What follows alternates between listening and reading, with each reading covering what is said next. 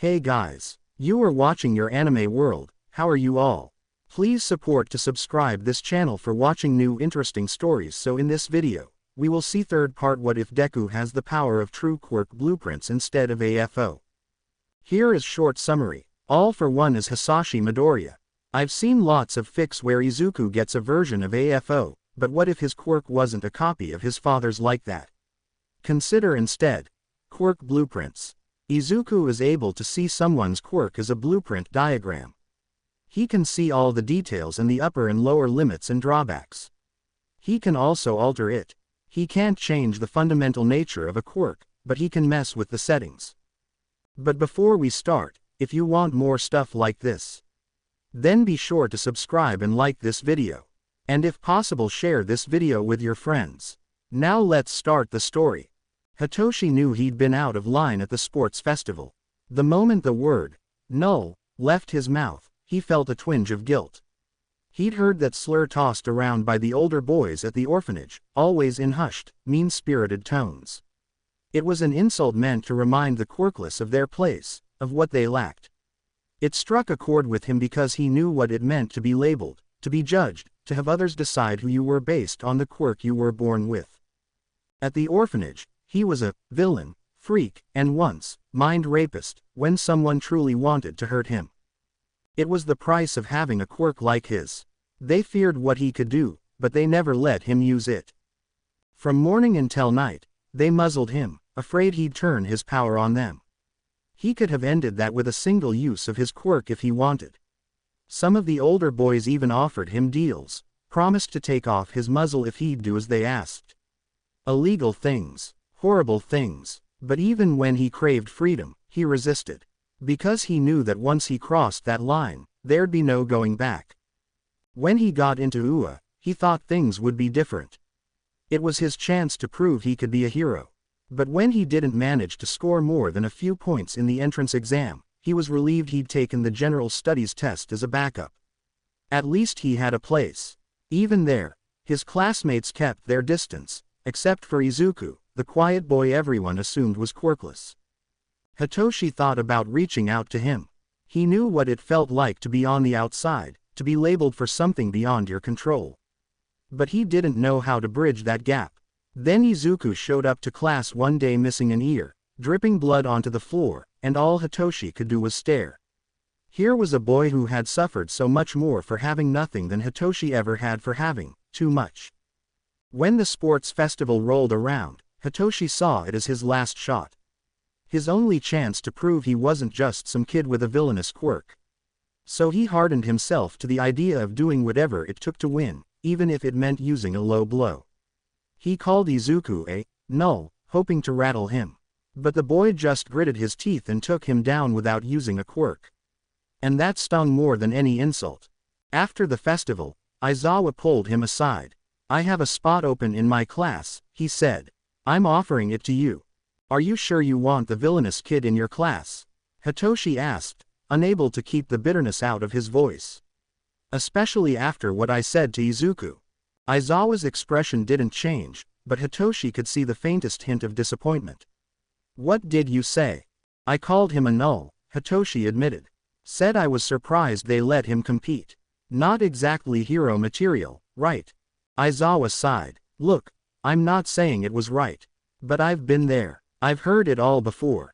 And I know that if you keep pushing people away, you'll end up alone. Don't let them turn you into what they say you are." Hitoshi nodded, determination swelling in his chest. Maybe there was still a chance to be the hero he wanted to be. And maybe, just maybe, he'd find a way to apologize to Izuku. Aoyama had always known his role in the family.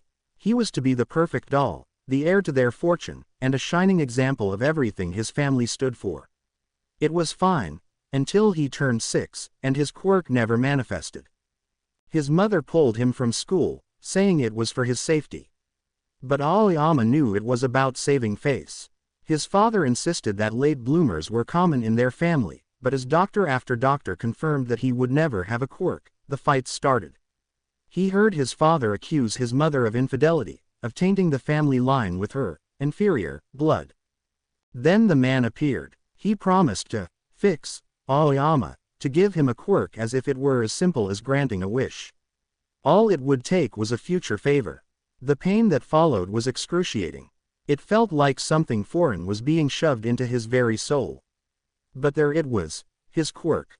His parents were overjoyed, and for a while, Aoyama thought he'd finally be able to be their perfect son. Until the man returned. The favor he demanded was betrayal. Infiltrate UA. Become a traitor. Aoyama felt trapped, terrified, but he couldn't refuse. Not when his family's lives were on the line. Then Principal Nedzu summoned him after the USJ attack. Aoyama thought he was caught, that it was all over. But instead, Nedzu had known from the start and wanted him to act as a double agent. Now he served two masters, each with their own demands. And all he could do was hope that by the end of it, he'd be free of them both.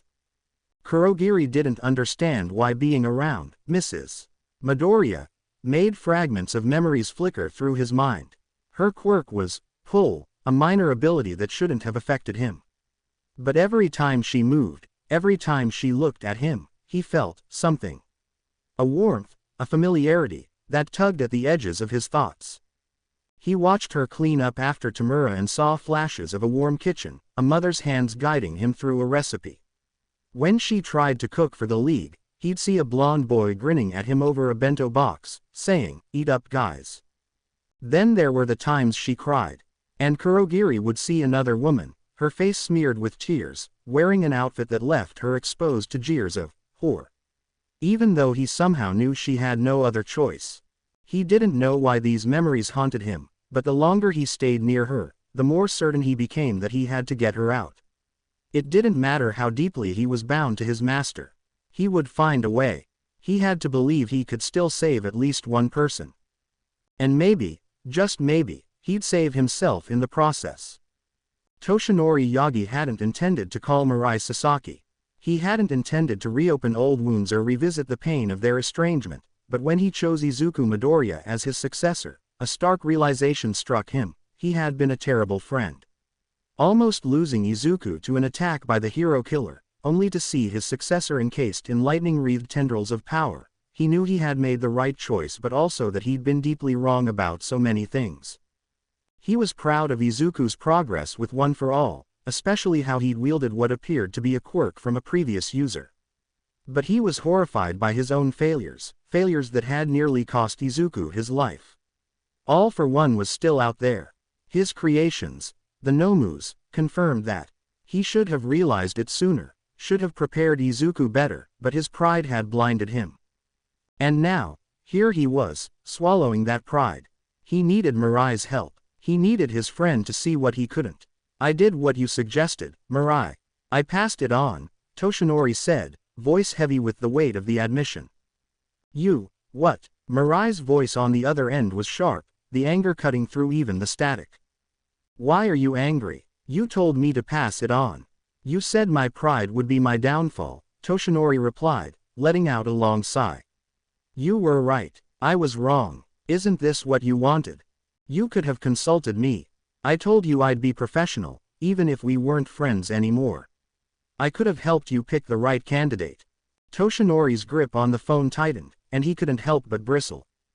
"How would you know who the right candidate is? You haven't met him, Mirai. Yes, you can see the future, but you're human, just like me. You said my pride would be my downfall, didn't you? Well, that's exactly why I need you now. Meet him, Mirai. See what I see. If I've handed this boy a death sentence, then I'll do whatever it takes to prepare him. I'll go to Aizawa, tell him everything, and make sure Izuku has all the support he needs." There was a long silence before Mirai finally sighed. "All right, Toshinori, I'll meet with him." "Thank you," Toshinori whispered, and as he hung up, he knew there was still one more call he needed to make. "Nedzu, why are we changing the final exams?" Yamada Hisashi asked with a raised eyebrow. "These kids have been through a lot. They've faced real villains, and the world won't wait for them to be ready. We need to expose their weaknesses now, in a controlled environment," he replied. "So, what's the plan?" Yamada leaned forward, intrigued. "Each student pair will face a pro hero. Their goal will be to either restrain the teacher or escape through the gate. It's a way to test their ability to adapt and work together. But we're pros. Even with all their experience, they don't stand a chance against us, Yamada pointed out. That's why we'll be using these, he said, holding up a set of weighted cuffs. Hatsume from the support course designed them. They're calibrated to slow us down, even you, All Might. All right, so who's facing who? Yamada asked. Nedzu listed off the pairings, and All Might's eyes widened when he heard his name. You want me to face 3 students? Yes. Midoriya has barely tapped into his quirk, Ojiro is often overlooked, and Monoma needs to learn to work with others. You're the best choice to push them. Toshinori's gaze fell to the floor. And if I hurt them? Then hold back. I know you can do it, All Might, he said cheerfully. Remember, this is just a test. Meanwhile, across campus, Bakugo Katsuki stood before the 1B teacher, eyes narrowed in disbelief. You want me to join your class? The teacher nodded. We're down a student since Monoma transferred, and you've been working hard to show you've changed. You deserve a chance. But I'm a villain, Bakugo muttered, the words laced with bitterness. You're a reformed villain, and the person you are now wouldn't let this opportunity pass by, would he? The teacher's words struck a chord deep within Bakugo, and he found himself frozen, unable to look away. This is your chance to start fresh, to prove to everyone that you're more than your past. Bakugo swallowed hard, feeling the weight of his decision settle over him. I'll do it. I want that chance. And as he shook the teacher's hand, a glimmer of hope sparked within him, hope that maybe, just maybe, he could start again. Toshinori stood outside Gran Torino's door, heart pounding in his chest. He'd made all the calls, faced all the doubts, and now there was one final step. As the door creaked open, Torino raised an eyebrow. You look like you've seen a ghost, Toshinori. I need your help, Toshinori said, bowing deeply. Izuku needs training only you can provide. Gran Torino sighed but stepped aside, allowing him in. You always were an idiot, Toshinori. But if this is for your successor, I'll help. As Toshinori entered, he allowed himself one small, hopeful smile. For the first time in a long while, he wasn't walking this path alone. And for the sake of his successor, he would gather all the allies he could, no matter how much it hurt his pride. Because this time, he wouldn't fail. Toshinori sighed heavily as he slipped his phone back into his pocket. Both Mirai and Gran Torino had agreed to help, but that did little to soothe the gnawing anxiety in his chest. The upcoming conversation with Aizawa loomed over him, a storm cloud of dread. How could he explain to Aizawa that he had inadvertently placed his son on a collision course with death, because of a grudge from a monster Toshinori thought he had vanquished? All of this without ever consulting either the boy or his father. He couldn't shake the memory of his own choice when Nana had offered him one for all. Even after all the hardships he had faced as a quirkless teenager, he had options. His family had provided him a safe haven until he turned 18, a privilege many quirkless individuals today couldn't count on. He could have refused Nana's offer and continued as a vigilante, carving out his own path to heroism. But he hadn't hesitated to accept one for all when it was offered, seeing it as a chance to be something greater. In stark contrast, Izuku had been given no such choice. Toshinori had handed the boy a tremendous responsibility and the weight of immense power without ever asking if he truly wanted it. Now, he feared he might be as bad as All for One. His fists clenched as he resolved that if Izuku didn't want one for all, he would take it back, no matter the consequences. He was determined to make things right. But if the boy wanted to keep it, Toshinori would stand by him every step of the way. He had already spoken to Gran Torino and Mirai. They were ready to help, and that was a start. For now, he needed to focus on the task at hand, final exams. Steeling himself, Toshinori took a deep breath and stepped forward, letting the hero persona of All Might envelop him. All right, boys, he called out, rolling his shoulders. The rules are simple. Either take me down or escape through the gate behind me. You have 20 minutes. Let's see what you've got. Ready, Ojiro said, his tail flicking with nervous energy. Izuku gave a firm nod, and Monoma flashed a confident smirk. We've got this, Ojiro added, more to boost his own morale than anyone else's. As the fight commenced, Toshinori moved with the power and speed that had become his trademark. Ojiro swung his tail to meet him, but it wasn't enough to withstand the force that sent him hurtling back. The shockwave caught both Izuku and Monoma, their forms struggling against the blast. All Might's not holding back, huh? Izuku muttered, eyes wide but focused. Is that all you've got? He taunted, his grin unwavering. Izuku took a calming breath, leaning in toward Monoma. You know what to do, he whispered. Monoma nodded quickly. Just need a few seconds, he said, it's now or never. Toshinori watched with a mix of pride and curiosity, feeling his heart swell at their determination. Let's see if you can handle this, he shouted, launching himself forward. Ojiro moved first, attempting to knock him off balance with his tail, but All Might barely budged. Izuku seized the moment, green lightning crackling around him as black tendrils shot out, narrowly missing Toshinori's head. He dodged with practiced ease, but when Izuku used the tendrils to grab Ojiro and yank him to safety, Toshinori felt a swell of admiration. The boy's strategy was sound, even if he hadn't landed a solid hit yet. Not bad, All Might praised. But you'll need more than that. Suddenly, green smoke enveloped him, likely another quirk from Monoma.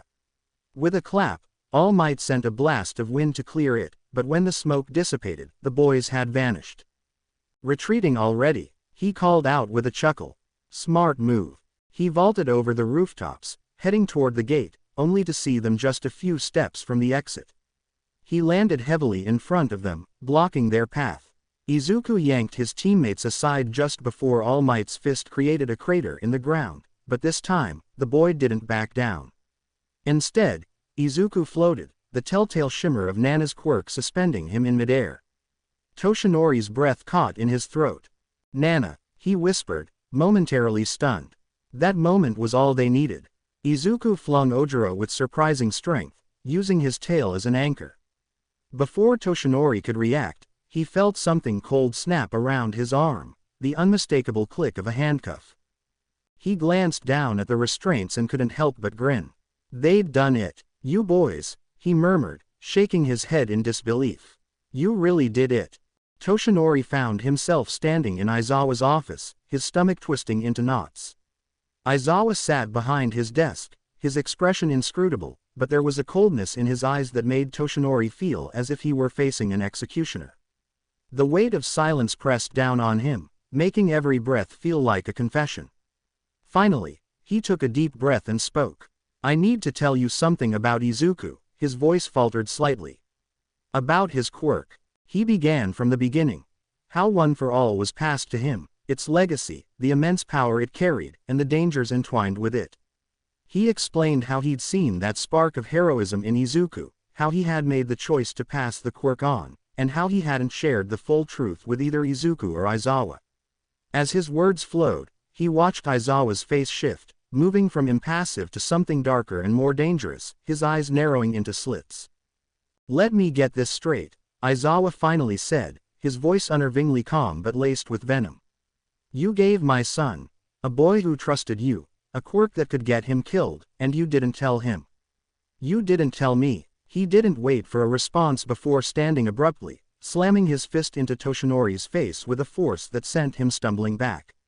The crack of bone reverberated in the small room, and Toshinori tasted blood. He didn't defend himself, standing there with his head bowed, accepting the pain. Yes, he murmured, his voice hoarse.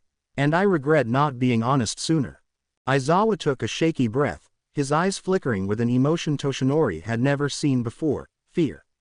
Not for himself, but for the boy they both cared about. Izuku lied to me, Aizawa muttered, more to himself than to Toshinori. He told me the quirk he used to defeat the hero killer was from him messing with his quirk. The anger melted into anguish as Aizawa's face paled. It was as if he could see every time Izuku had flinched, every time he'd hesitated, every time he'd told himself he wasn't strong enough, and it all made sense now. Izuku hadn't just been lying. He had been carrying the burden of a second monumental secret, terrified of what it might mean. I can't say sorry enough. I should have asked. I should have given him a choice, Toshinori said, his heart aching. What is Izuku's original quirk, anyhow?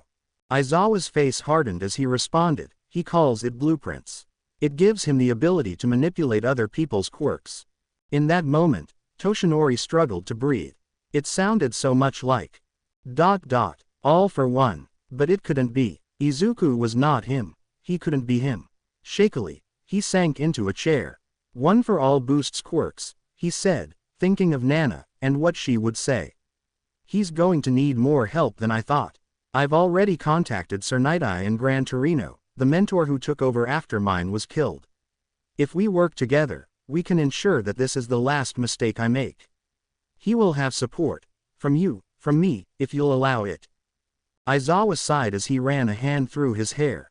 Okay, but you're on thin ice. Wiping the blood from his nose, Toshinori reflected on everything. He was probably headed for another confrontation with a parent. His quiet colleague Aizawa, he understood. There is a saying, that you have to watch for the quiet ones, for their anger sits deep beneath the surface but is easily stirred. He knows a lot about Yamada, or at least he knows about the man's heroic identity. Present Mike is known for being loud and cheerful. He does not think he will get the cheerful version of his blonde colleague. Let me go in first, All Might. Aika drawls, and he can hear the man entering, and aloud, he did what? From inside. The door creaked open, revealing a disheveled Yamada. Come on, big guy, there's a soundproof room in the basement, Yamada muttered, his voice devoid of its usual cheer. Toshinori gulped but nodded, knowing he needed to face this head-on. They descended into the well-lit basement, the door closing with a heavy, ominous thud. Sho had this put in when the principal designed this place for the kids, Yamada explained, his tone unnervingly calm. My quirk can be dangerous at high volumes, but did you know it can be just as threatening at lower volumes? A low, unsettling tone began to reverberate through the room. Toshinori shivered, the sound vibrating through his bones, stirring a primal fear. You feel that sense of dread? I can make it worse, Yamada whispered. The pitch shifted, oscillating between safety and panic, his mind teetering on the edge. Toshinori felt trapped, as if every breath he took brought him closer to suffocating. That feeling of panic, of not knowing where the threat is. That's how I felt when I found out you gave our son a quirk that made him a target for the only SSS-class villain in history. The dread spiked, and Toshinori's heart pounded in his ears, louder than Yamada's words. That's how I feel when I think about everything my son has endured, and what's still to come because of you.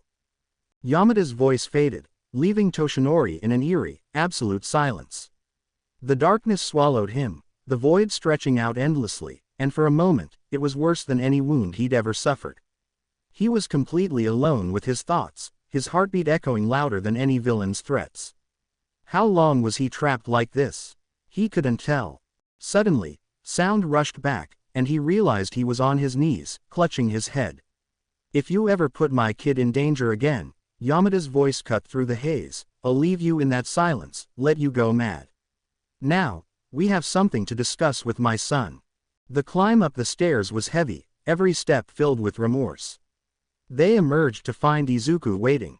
The boy's eyes flickered with determination, but there was fear there too. They sat across from him, the silence stretching like a chasm between them. The story of One for All started with two brothers, Izuku began, his voice steady. The older brother, as I recently discovered, is my father. Toshinori's heart stuttered. All this time, All for One was Izuku's biological father. Was it all a setup? Panic surged, but then, Nana's voice whispered, listen, and so he did. One for All is more than just a power, it's a legacy, Izuku continued. It carries echoes, memories of those who had it before me. That's how I learned the truth about my father. The room fell silent as the revelation sank in. Yamada's face paled, all the color draining away. You're saying. My mother never told me, Izuku confessed. She may not have even known. But I'm not the only one with this connection. I can see people's information on their quirk's blueprints. It's how I know Aizawa has an unknown father and a secondary quirk. It's also how I know that Monoma, Yaoyorozu, Hitoshi, they're all my half-siblings. Aizawa beeped in a sharp breath. My mother, she used a donor, he murmured, confirming what Izuku was saying. Izuku nodded, pressing on. I've inherited more than just one for all. I can use the quirks of the past holders. That's why I've been able to master Black Whip, and it's why Monoma, while unable to copy one for all itself, can copy the quirks of its predecessors. Toshinori felt his knees buckle, and he dropped to the floor before Izuku. My boy, I am so sorry. I never meant to put this weight on your shoulders. But I swear I will do everything in my power to protect you. Thank you, All Might, Izuku whispered. But there's more. I've learned that Aoyama is working as a villain informant. I told you, but nothing's been done, and I'm worried. If he learns about my quirks, I shudder to think of the consequences. Silence thickened, and they exchanged looks, fearful, determined. We'll handle this together, Toshinori promised. We'll figure it out. Elsewhere, Aoyama trembled. He was caught between two worlds. The terror of All for One and the chilling intellect of Principal Nedzu. The principal's gaze had always unsettled him, even as he offered protection. All you have to do, Nedzu instructed, is tell All for One exactly what I've said. That All Might's chosen successor will be training at the summer camp. But sir, aren't we going to? Aoyama questioned, confused. A cover story, Nedzu replied, his eyes sharp. I cannot be certain you're the only spy at Ua. Therefore, you will be sent elsewhere. Our trap will be laid at the camp. Aoyama wanted to protest, to question, but fear held him in place. He couldn't trust All for One, who'd kill him once he was no longer useful. Nor could he trust Nedzu, who'd sacrifice him if it meant ensuring All for One's defeat. All he could do was hope that, whatever awaited them at the camp, it would bring an end to this nightmare soon. Summer camp is coming up fast, and he knows that the confrontation with his father is something he has to think about as well. He's finally gotten the quirk usage license to go with his new hero name, the altering hero, Catalyst. He thinks it's appropriate. He will be the catalyst for change, and perhaps for bringing down his birth father once and for all. Sparks of One for All flicker over his arms like lightning, something he's odd he can do. Hey kiddo, you feeling all right? Yeah pops, he says as he sighs, just thinking is all about a future confrontation with my birth father. It's going to come, and I can't help but feel it's going to come soon. I have an idea about how to fix it, or at least fix one of the problems that we will face going against him. I'm listening. If I change the blueprints of everyone I care about so that their quirks can't be stolen, then it takes that weapon away from him. I have to protect them pops. I trust you, son.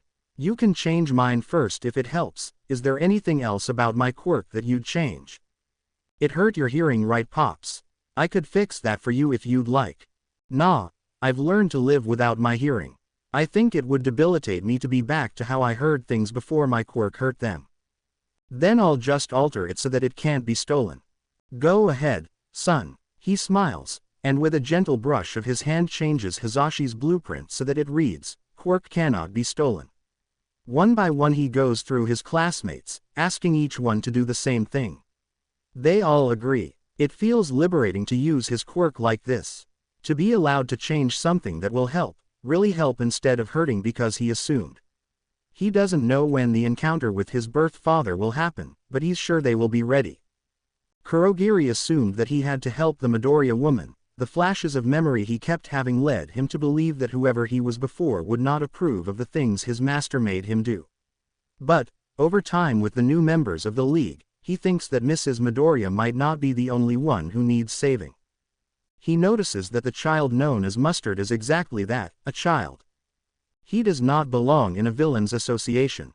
He notices that Toga is being encouraged in her insanity instead of being given any idea on how to fix her quirk problems. He notices that Tamura is being groomed for something. He doesn't know what, but it can't be good. Magna, Compress, and Spinner aren't much better. Master is promising them a new world where they can do what they want, but he doesn't think that Master intends them to be anything more than cannon fodder. Twice is the one he feels for the most. Twice who was told that he wouldn't be forced to do anything he didn't want to do, but has been forced to clone the Nomus. Whatcha thinking about so much? I don't care. You, the others. He hates that he isn't allowed to say as much as he wants. Why do you care? You don't have to. I don't truly know. My memories are foggy, but I see snippets sometimes. Those snippets lead me to think whoever I was would not agree with this. You deserve to be happy. No one deserves to be happy. But we'd like you to be. You're our favorite here, Kurogiri. He arcs an eyebrow. He didn't know Twice felt that way. I've got a terrible idea. I've got a great idea, my Quirk. I can copy you, and me, as long as you keep track of me, and when we get the chance, we can both scram. The thought gave Kurogiri pause. He'd never considered the possibility of being anything other than what he was created to be. But now, with Twice's offer, an ember of hope sparked in the darkness. Could you really do that? Sure can. No, I can't, it's useless. Won't be easy, but when has anything ever been easy for us? It'll be a cinch, Twice replied, shrugging. Just let me know when you're ready, and we'll figure this out together. Kurogiri nodded, his mind racing with possibilities. Perhaps there was a way to carve out a different path, one that didn't lead to inevitable destruction. To be continued. I hope you enjoyed this story. Also remember to subscribe and like this video. See you in the next video.